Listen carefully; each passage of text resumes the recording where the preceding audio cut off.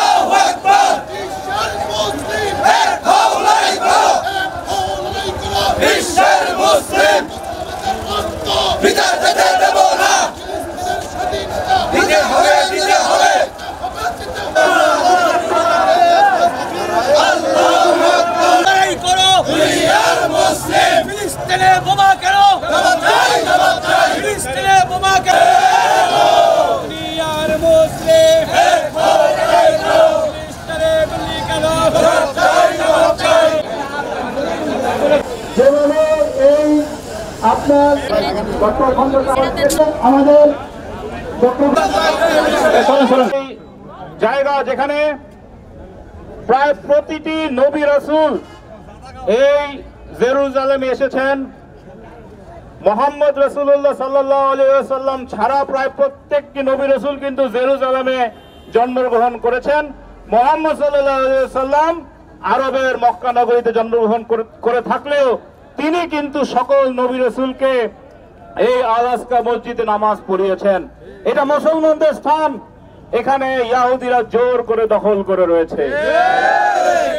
আপনারা জানেন আমাদের দলের প্রতিষ্ঠাতা মহান স্বাধীনতার ঘোষক শহীদ রাষ্ট্রপতি জিয়াউর রহমান ক্ষমতায় আসার পরে ইসরায়েল প্যালেস্টাইনের এই যুদ্ধ বন্ধের জন্য তিনি কিন্তু সবার আগে তিনি ভূমিকা রাখেন এবং তিনি সৌদি আরবে গিয়ে, ইরানে গিয়ে, বিভিন্ন দেশে গিয়ে এই যুদ্ধ বন্ধের পরামর্শ দেন। আপনারা দেখে থাকবেন বিএনপির পেজে একটি ভিডিও প্রকাশ হয়েছে যেখানে শহীদ রাষ্ট্রপতি জিয়াউর রহমানের অবদানের কথা বলা আছে। আপনি আমি যে পাসপোর্ট ব্যবহার করি, এই পাসপোর্টের সারা জীবন অর্থাৎ 1971 সালে স্বাধীন হওয়ার পর থেকে 3-4 বছর আগেও পাসপোর্টে লেখা ছিল all the countries except Israel, অর্থাৎ আমরা বাংলাদেশি নাগরিক সকল দেশে যাব ইসরায়েল ছাড়া।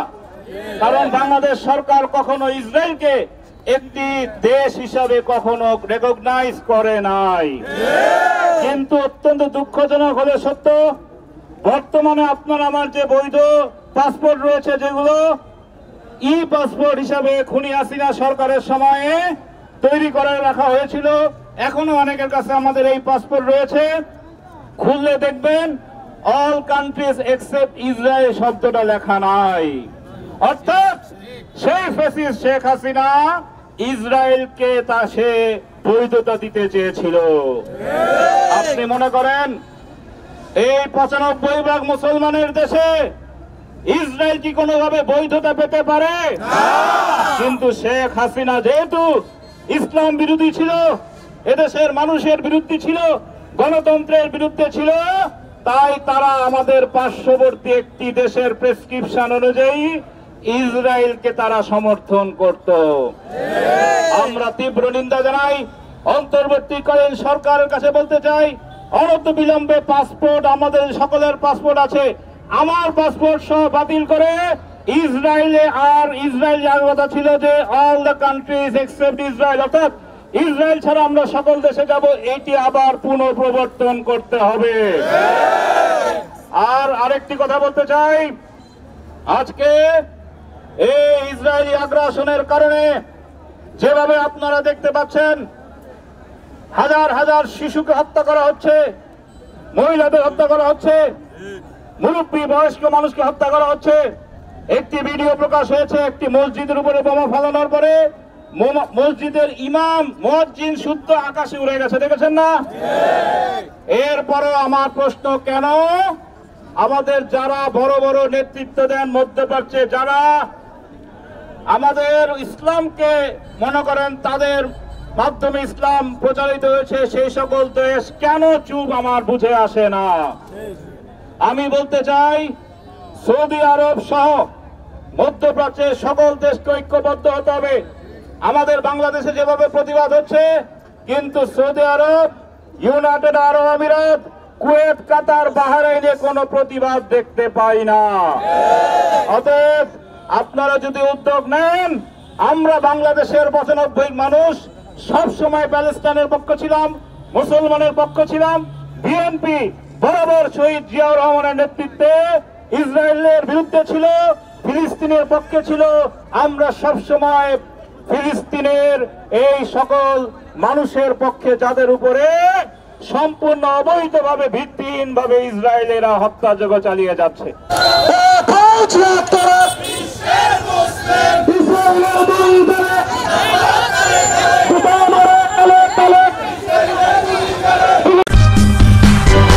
সূচনা community.tv বিনোদনের পাশাপাশি খবর।